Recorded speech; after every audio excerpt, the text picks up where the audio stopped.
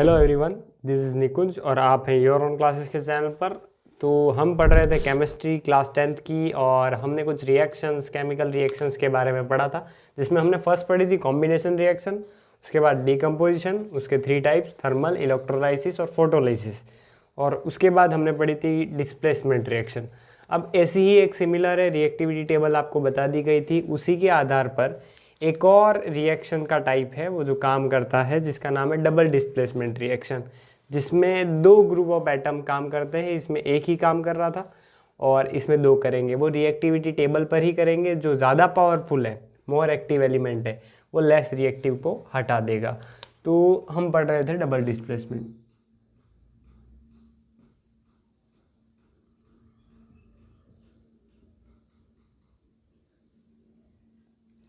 Double displacement reaction.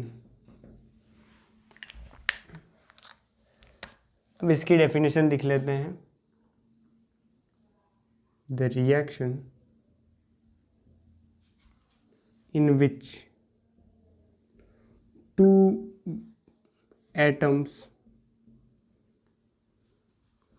or group of atom,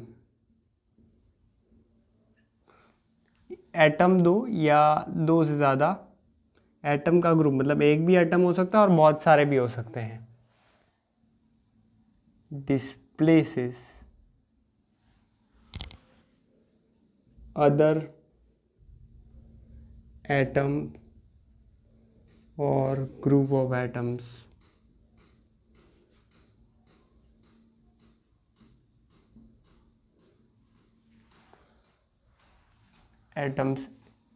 is called displacement reaction, double displacement।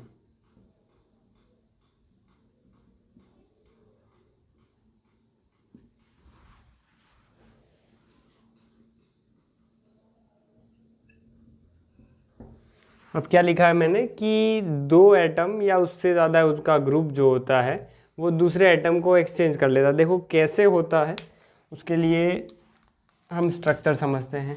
पहले तो displacement का समझते हैं। डिस्प्लेसमेंट में क्या होगा कि ए, बी और डी, इसमें एक ही ग्रुप होगा, ए डी वाला। तो ये जो डी को है वो ए रिप्लेस कर देगा और ए को हटा देगा ये, तो डी बी प्लस ए। तो ए को हटा दिया है किसने? डी ने, क्योंकि डी ज़्यादा पावरफुल है। तो ये तो हुआ डिस्प्लेसमेंट। अब अपन पढ़ते हैं डबल डिस्प्लेसमेंट। इसमें क्या होता है, इस प्रकार से बना हुआ होता है। अब सी ने ए को और ए ने इसकी जगह ले ली, तो ये पूरा स्ट्रक्चर चेंज होके बना C B plus A D. तो इस प्रकार से अगर कोई चेंज हो रहा है, जैसे इसमें और इसमें, आप डिफरेंस देख सकते हैं कि यहाँ पे 2 एटम का ग्रुप है, यहाँ पर एक ही एटम का ग्रुप है। यहाँ पे जैसे हमने लिखा है 2 एटम का ग्रुप, तो ये 2 का यहाँ पे अपन को दिख रहा है। अब अपन इसके कुछ एग्जांपल्स देख लेते हैं।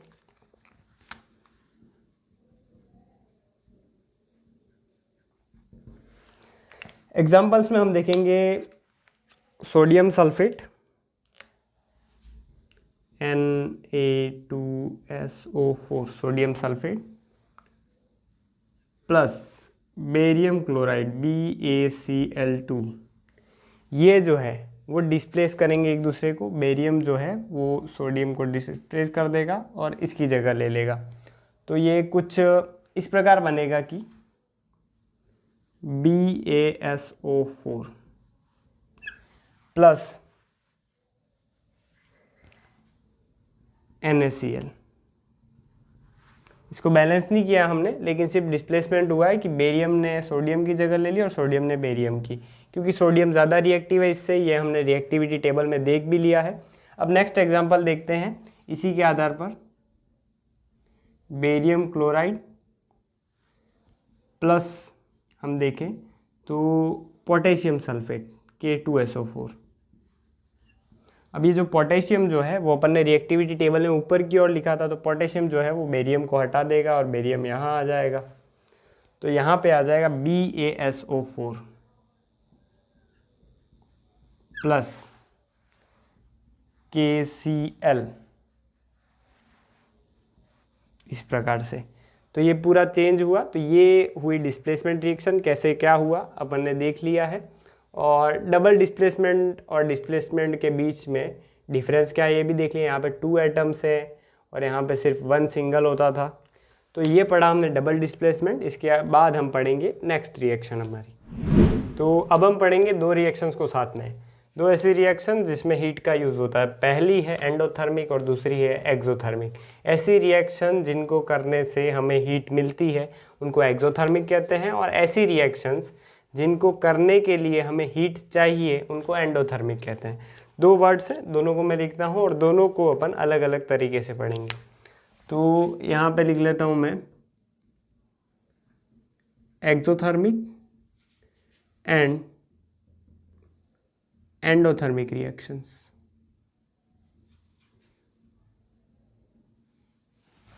ठीक है, अब इन दोनों को हम डिफ्रेंशिएट करते हुए पढ़ेंगे तो हमें आसानी से पता चल जाएगा किस में क्या हो रहा है। तो यहाँ पे मैं लिख लेता हूँ एक्सोथर्मिक और यहाँ पे मैं लिख लेता हूँ एंडोथर्मिक। अब किस में हीट लगती है किस में नहीं लगती है ये पता करना बहुत ज़रूरी है, इसलिए हम इनके फर्स्ट वर्ड पे ध्यान देंगे। EX यानी कि एग्जिट, ऐसी रिएक्शन जिनसे हीट एग्जिट होती है, बाहर की तरफ आती है, हमें लगती है आग जलाओ हमारी तरफ आएगी तो वो एग्जिट होगी, तो वो है एक्सोथर्मिक।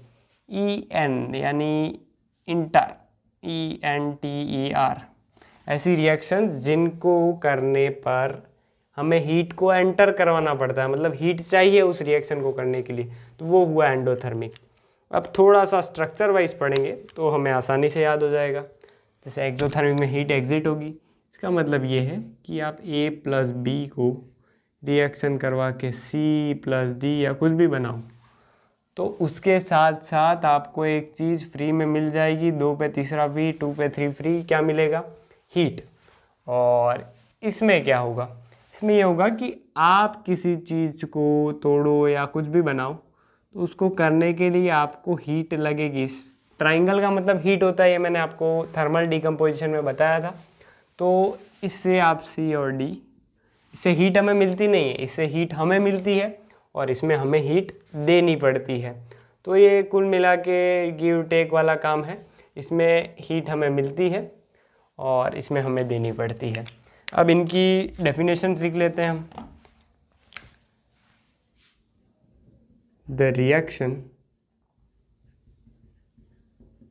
इन विच, ऐसी रिएक्शंस जिसमें फॉर्मेशन ऑफ प्रोडक्ट्स, प्रोडक्ट्स का फॉर्मेशन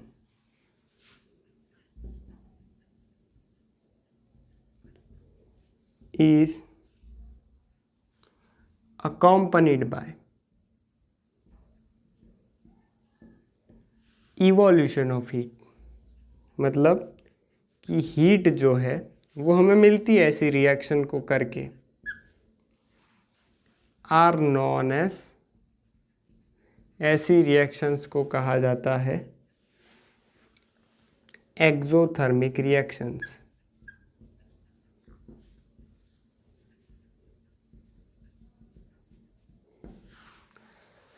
नाउ एंडोथर्मिक, एंडोथर्मिक में क्या होगा कि हम यहाँ इवोल्यूशन वर्ड को चेंज करके यहाँ पे कर दे एब्जॉर्प्शन। तो the reaction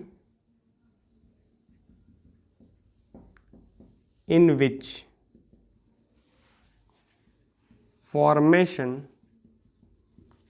of product, product का फॉर्मेशन जो है वो किसके साथ हो, इज अकम्पनीड बाय, मतलब किसके साथ होगा ये, एब्जॉर्प्शन ऑफ हीट, यानी हीट के एब्जॉर्प्शन के साथ।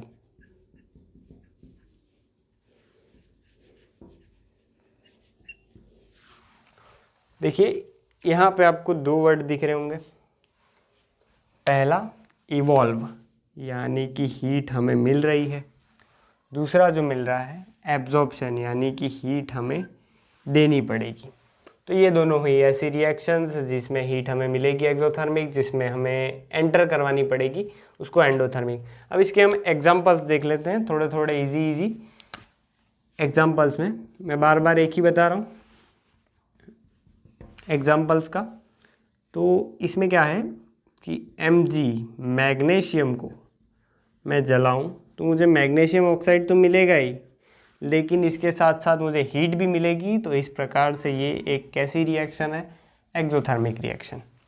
अब एक और एग्जांपल इसका देख लेते हैं, CaCO3 यानी कि कैल्शियम कार्बोनेट।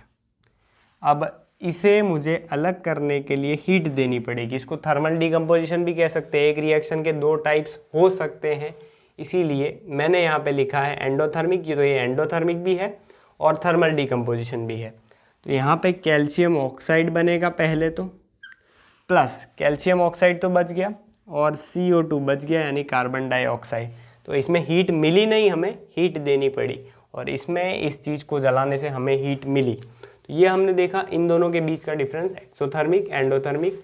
आप इसे लिख सकते हैं अपने नोट्स में, राइट इन कर सकते हैं। हम लगातार नोट्स आपको बोर्ड पे ही लिखवा रहे हैं, तो आप इसको लिख सकते हैं।